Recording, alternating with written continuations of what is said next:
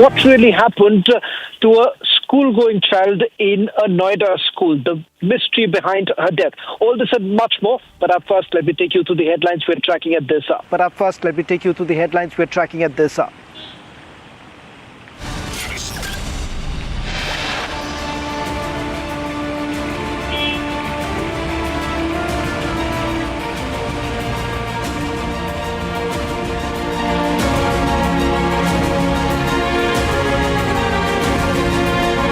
Pakistan targets its own people. TTP plans a retaliation. Republic, the only channel with exclusive images from the ground.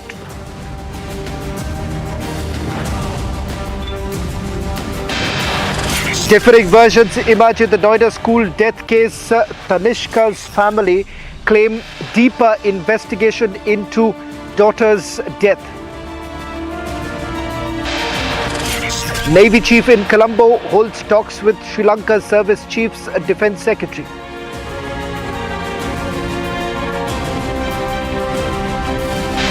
Indian Navy is set to commission its second state-of-the-art anti-submarine warfare shallow water craft.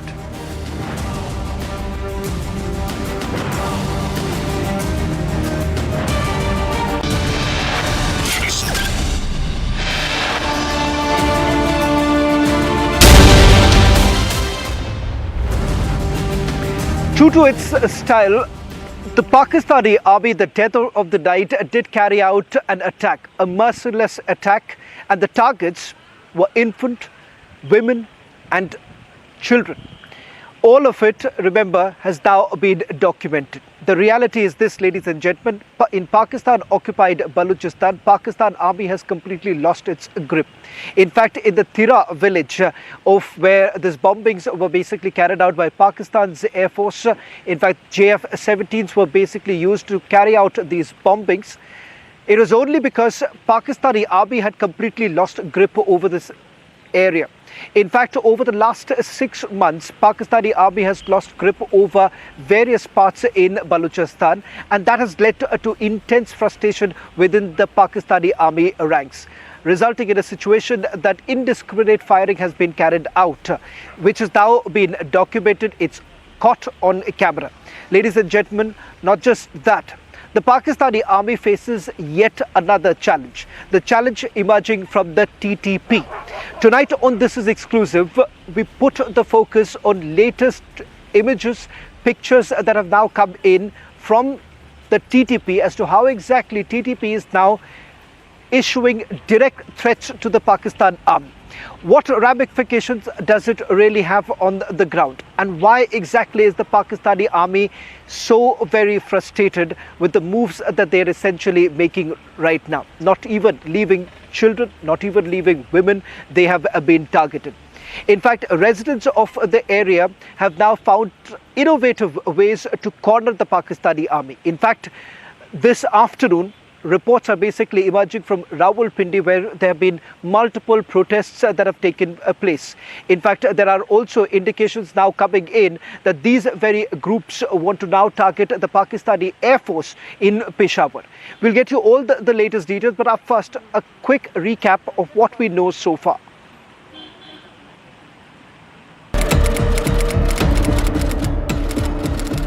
A devastating airstrike strikes without warning.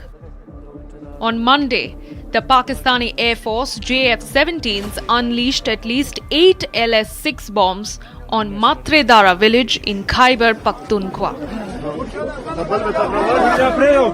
On target, women, infants and young children killed in the dead of the night. Panic and chaos gripped the Tira region as authorities scrambled to pull out lifeless bodies from the rubble. Terror state Pakistan, having unleashed bloodshed against their own people, have massacred innocents. Grief-stricken villagers gathered to voice their outrage and plan their response. While Islamabad has looked away from the matter. Rebellion in Balochistan, mounting anger in Khyber Pakhtunkhwa. The terror state must brace for impact. What we are now going to show you is the threat that the Pakistani army faces after these attacks that were basically carried out. In fact, these are images of the training that has been given to a group that has been backed by the TTP.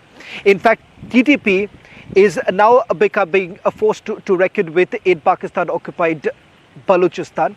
In fact, the TTP has issued a direct warning that if the Pakistani armed forces carry out this kind of indiscriminate firing, then they will have to face the music. In fact, in these images that have been accessed by Republic TV, Jal-ul-Usra happens to be a group that has been backed by the TTP, has been receiving training, sophisticated weapons have been given to them, and they have been given the task to carry out attacks on multiple posts that have been held by the Pakistani army. First, I want to take you through each of these images that have been accessed by Republic TV, the videos that have been released by this particular group backed by the TTP, and how exactly is the Pakistani army finding itself in a difficult position. In the last 6 months itself, at least 6 prominent locations from where the Pakistani army had to leave. In fact, they had to move to other locations. Joining me on this broadcast are my colleagues Goswami and Ishan. Goswami, I'll come to you first with regards to the images. We'll go full frame with the set of images that we have accessed. This is coming in from a group that has been backed by the TTP. It comes just a day after these merciless attacks that have been carried out by the Pakistanis. I want you to take us through each of these images that we are broadcasting, and then the larger picture that basically emerges from these attacks that have been carried out and why these attacks are being carried out. Sishavan, the photographs and the videos that we have accessed, they are from one of the TTP-backed groups.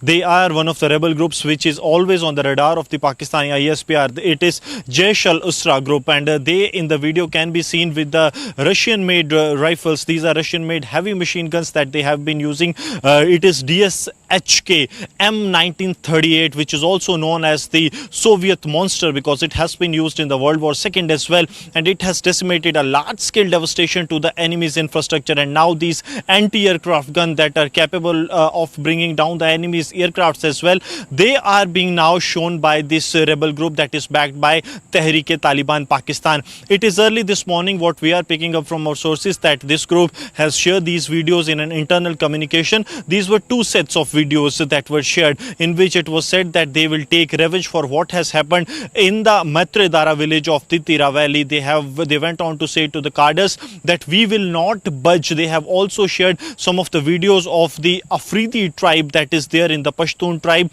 and with the quote that they have not budged to what Jahangir and Akbar has done to them. So there lies no option that they will actually come down under the pressure of the Pakistani ISPR. So clearly sending a message that they have not gone down when the pressures was mounted on them by the Mughals. So there lies no question that they will go down or surrender before the Pakistani army. And now with these weapons in display, it is very evident that in days to come, TTP is going to intensify their operation, because if you remember earlier this year, it was in the month of March when Operation Spring was announced by Tehreek-e-Taliban Pakistan, and on every single given day 15 to 20 targets are being taken by Tehreek-e-Taliban Pakistan, ranging from the Pakistani army to the Pakistani armed forces, that includes their local forces, and also the intelligence wing, that is the CID wing of Pakistan, that they are actually pinpointing the informers of the Pakistan and then targeting them. So one thing is clear, that the ground network and the ground support that TTP is having,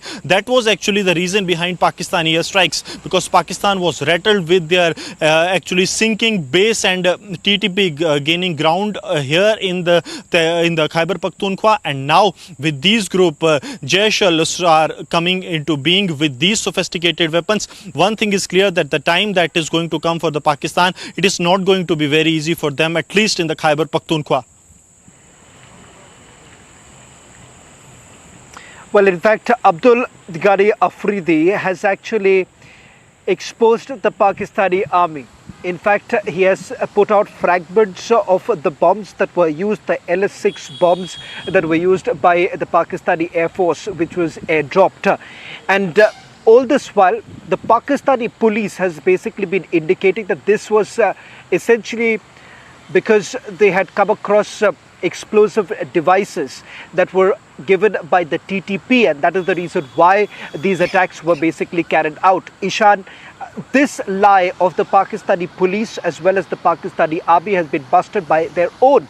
A legislator has now put out images showing that these were fragments of the bombs that were taken out. The TTP has now issued a retaliatory strike. How difficult is the situation becoming now for the Pakistani army? What's really the situation like? The situation for Pakistani army currently is very dire, as since January of 2025 more than 605 incidents have taken place where the Pakistani army has clashed with TTP rebel and its rebel groups. The number of casualties has been steadily rising, with more than 138 civilian casualties and 77 army personnel casualties in the same duration. The region has become very lawless in the nature that Pakistan is slowly losing control of this region, and with the rise of Taliban in Afghanistan, this TTP has received a significant boost. Although the Taliban in Afghanistan has been denying its relationship with TTP, but support and weapons for TTP have been trickling in through the Afghanistan border. Furthermore, the TTP has been constantly harassing and attacking Pakistani military personnel, military convoys, and they have also attacked Pakistan bases. This is significant jump in the action taken by TTP in this region, as earlier it was not feasible. The current incident wherein Pakistan Air Force had bombed these two compounds, which they have claimed contained bomb-making fragments. However, no evidence of such bomb-making fragments or IED explosives have been recovered from the region. The only evidence that have been recovered from the region are the fragments of the LS-6 bombs dropped by the Pakistani Air Force. Right, Ishan, I'll just request you to stay on with us. I'll just take a quick word from Goswami. Goswami, the latest information that I have picked up from my sources here in the national capital is that there have been protests that have been carried out in Rawalpindi. We're trying to get our hands on those images. But is there anything more that you are picking up? You're also following the story very closely, because things seem to be going completely out of control. Never before have we seen that Pakistan has basically lost control of at least 6 cities.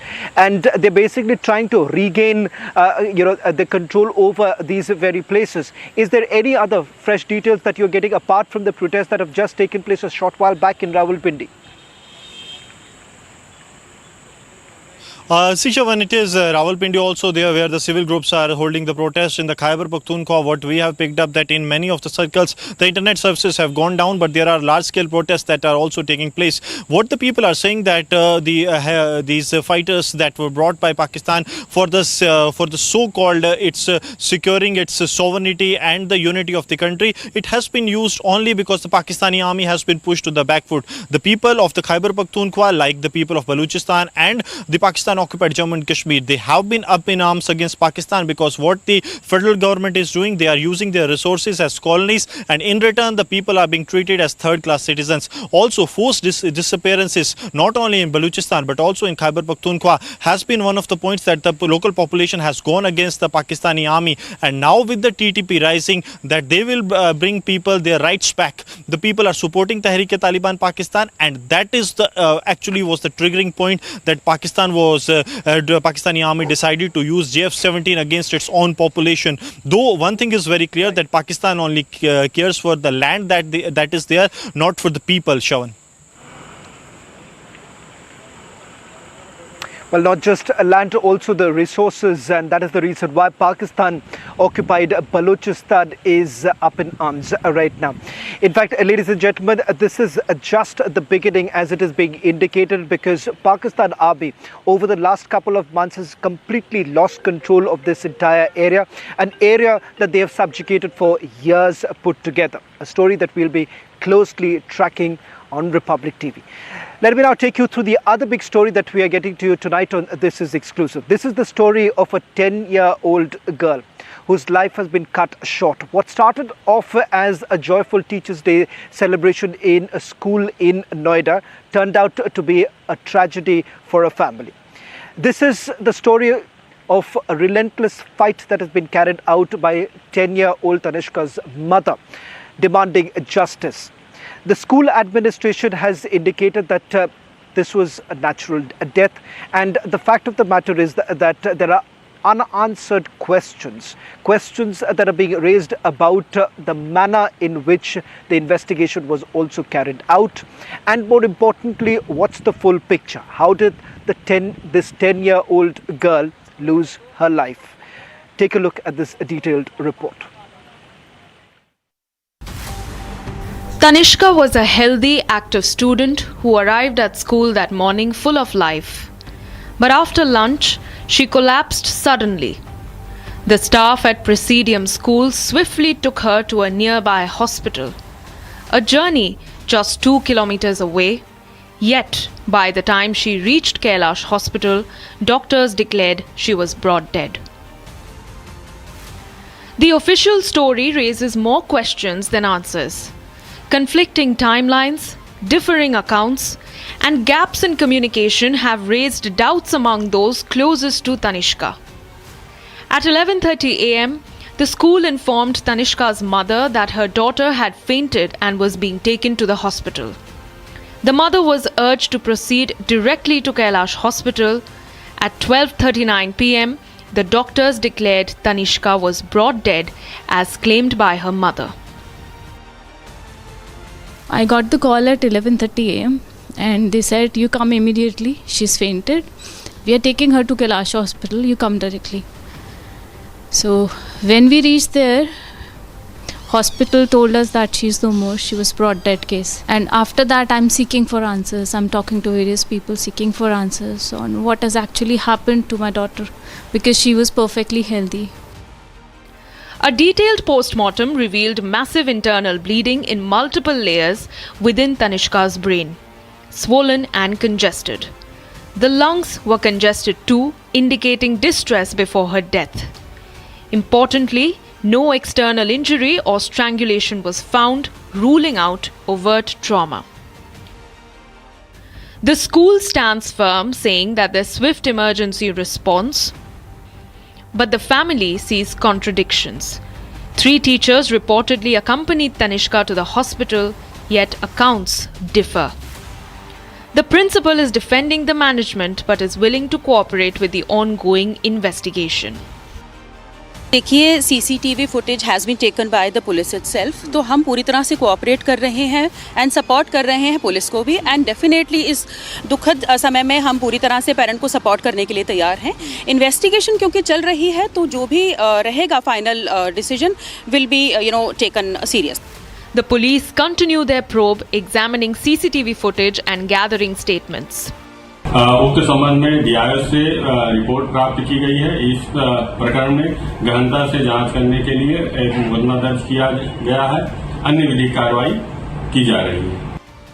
As a single parent, for Tripta, every moment is heavy with grief and fueled by suspicion.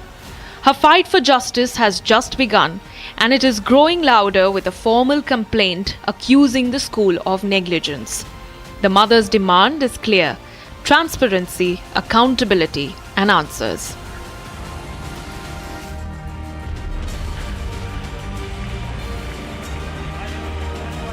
Well, that's all that we could pack in this edition of This Is Exclusive. I'm handing over to my colleague Niranjan, who has a big announcement to make. Thank you for that, Shawan. We have a very, very, very big announcement that is going to shake up the world of biking in India. We have a short break now. Stay tuned, ladies and gentlemen. Big announcement on the other side of this break.